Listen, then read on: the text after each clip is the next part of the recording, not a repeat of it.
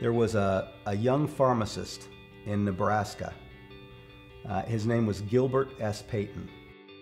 He discovered that if you mixed cyanide in a certain way with a couple of other compounds, that it would cause metal to float away from mud. He had this idea, this crazy idea, that maybe worthless gold mines wouldn't be so worthless if he could take gold powder and gold dust out of the mud, right? So he patented a process and went to look for a gold mine. Landed here and bought a gold mine.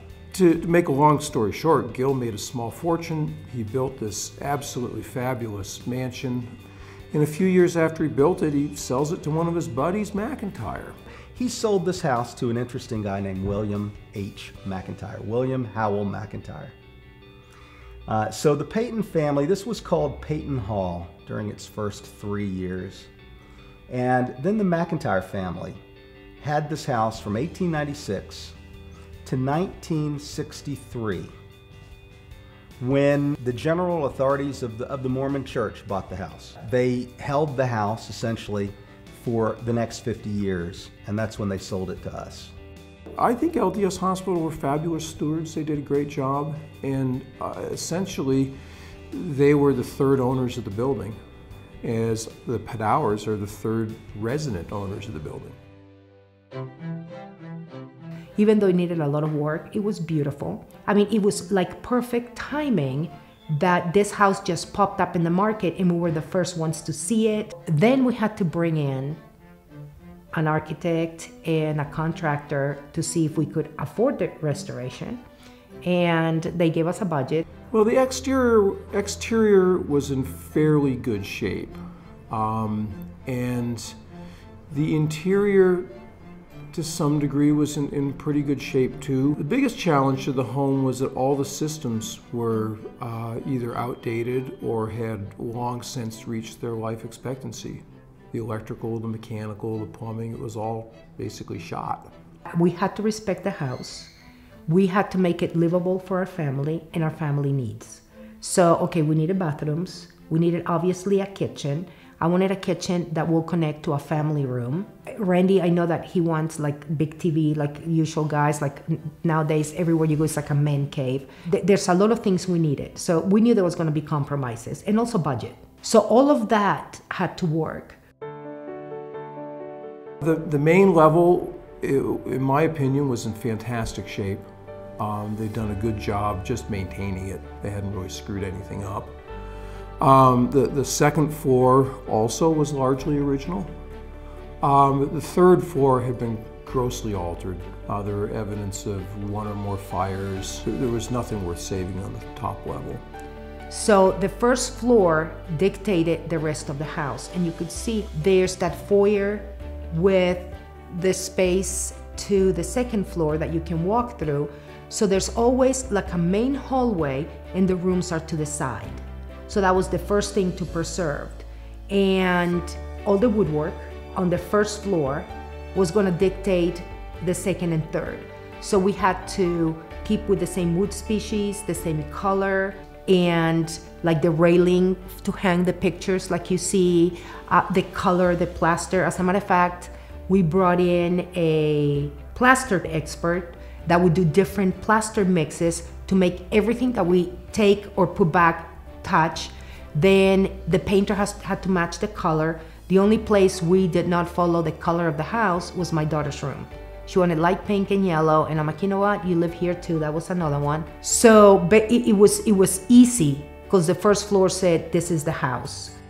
To create a modern kitchen, what we did is we removed the main level servants' corridor. We connected the main level servants' corridor and stair to the current kitchen, the modern kitchen. And that gave us a bigger kitchen and it connected it more to the core of the house. So designing the kitchen took a long time because it's a very small space and I wanted storage. I wanted, hey kids, let's have breakfast together. And I want to be able, when you're watching TV or doing something, sit down. So that was the beginning. Then once we designated the rooms and decided how things were going to go, the design had to come up. On the second floor, we kept the room configuration that was there, the existing room configuration, and repurposed certain rooms for modern purposes. For example, we repurposed the 2 front bedrooms as bathrooms. We have 2 very large, elegant bathrooms and walk-in closets.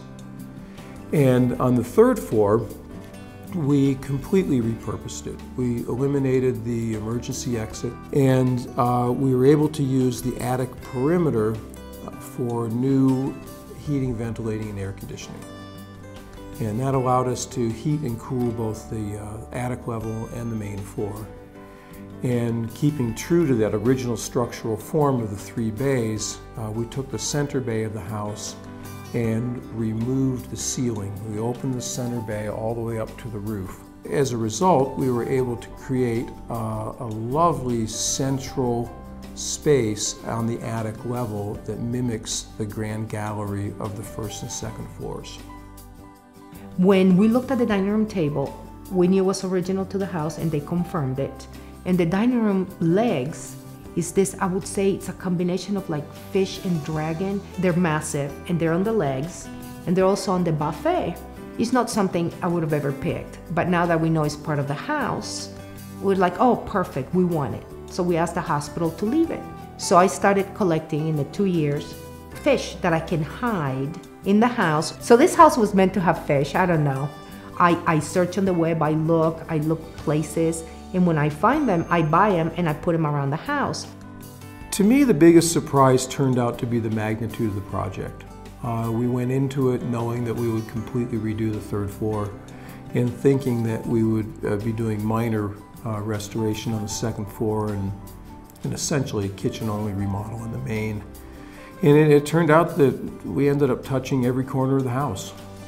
And it was a big project, and I think we had a great team. It takes a good client, a good architect, and a good builder to come together and create something of this quality and magnitude.